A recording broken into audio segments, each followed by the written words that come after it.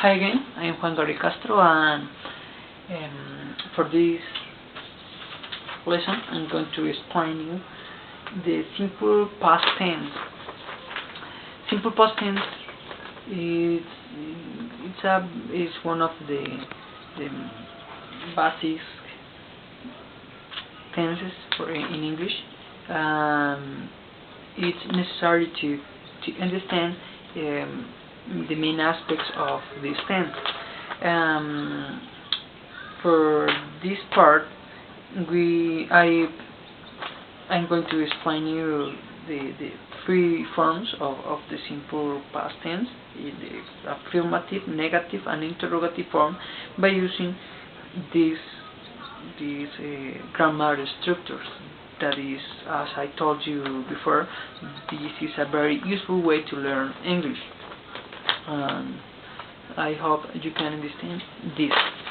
Well, the first form of the simple past is the affirmative form. The affirmative form is quite easy. You need a subject, a main verb in past. Remember this is a very important part. We have to keep in mind this, and the complement. Subject, as I told you in the past lesson, could be a pronoun or a proper noun we use. And in this case, we don't have to know whether the subject is third person or first person or plural or singular. No, the main verb in this part changes the same way for each one of the subjects. So it's not complicated in this part according to the subject, but we have to focus on the main verb because it could suffer a significant change whether the verb is regular or irregular.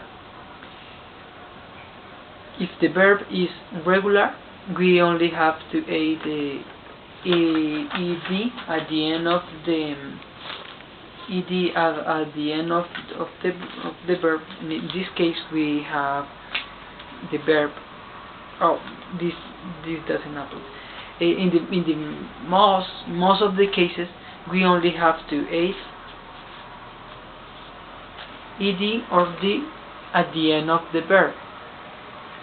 That is the case, let's say, the verb watch. We have watch. This is the infinitive form. But if we want to make a sentence simple past, we have to add the watch it, and that is the main rule for most of the verbs. When we have to add d is when we have verbs, let's say verbs like, I can't remember exactly, it's quite difficult to me because my mind is in another place. But well, in general, the main rule for this, the most of the verbs we have to use, most of them we only have to add ed or d at the end of the verb to make sentences in simple past tense. That is quite easy. There is something that maybe could be difficult or hard for many people, and that this is a regular verb. But when we face an irregular verb, that is quite different. That's the case of write. Maybe many people maybe think we to use writing simple past we only have to add d, but that is not correct. Write is an irregular verb, so its morphology, its form changed in a very street form. Street, I don't know how to say that. Strictly, change strictly. In the past, we say, in the simple past, we say growth. Growth. You can see how we don't use I. We change I for O, and it's quite different to the infinitive form. Many people get confused with this, and we have to keep in mind that. And the same with all the regular verbs. Many verbs change very this a very change that maybe many people can predict. That is very difficult. Well, the second form is the negative form. That is quite easy. Why? This is easy for me, and my students could understand this very quickly because it's easy. You need a subject, we need the auxiliary verb didn't, did, more, and not, so we can see. But did not or didn't, in this case is didn't, and the main verb it's infinitive form, and the complement. It's quite easy. So why the main verb is must be in its infinitive form? That is because the auxiliary did has already absorbed that change. So this is the past form of the do, auxiliary do or does. So did has already absorbed the change of the main verb, so the main verb must be in its infinitive form and complement. And this is quite easy. Why? Because we only need in simple past and simple present we need to use two different auxiliary verbs. Of course, did do for some pronouns, and does for the pronouns of the third person of the singular. I don't know how to say that.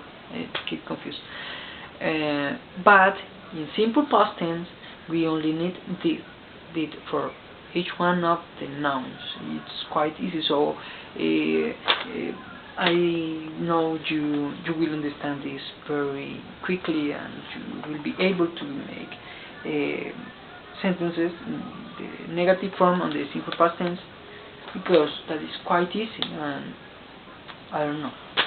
Well, the last form is the interrogative form, and of course it's another easy form of the simple past tense, because we need auxiliary did. Remember, we only need did for every one of the subjects. We don't need another auxiliary verb. So did is only did. We need subject, the main verb in its infinitive form, and the complement, and that is quite easy. So an advice: this is quite easy. The negative and the interrogative form is quite easy, but you have to focus on the affirmative form, because that is the most difficult part of this tense. And as I told you in the past lesson, in the affirmative form, it is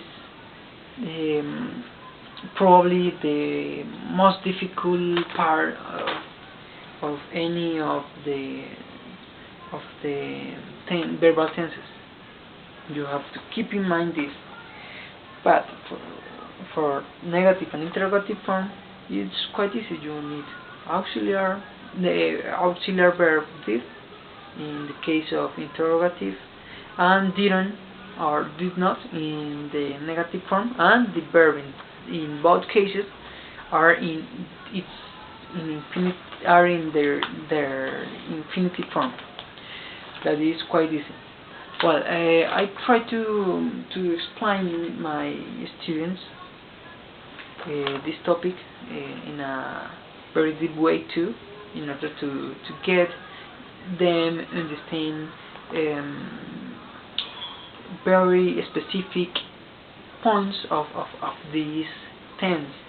And most of them, I must tell you, most of them could understand, could learn, could write excellent sentences by applying all the structures, and that was very grateful, because they could understand this better than the simple present. Well, I don't know if you have any question. I try to I like to be very punctual, to explain to give them very specific information in order to not get them confused, because that is that is what happen in our educational system, that English teachers tend to explain the topics in a very confused way, and students that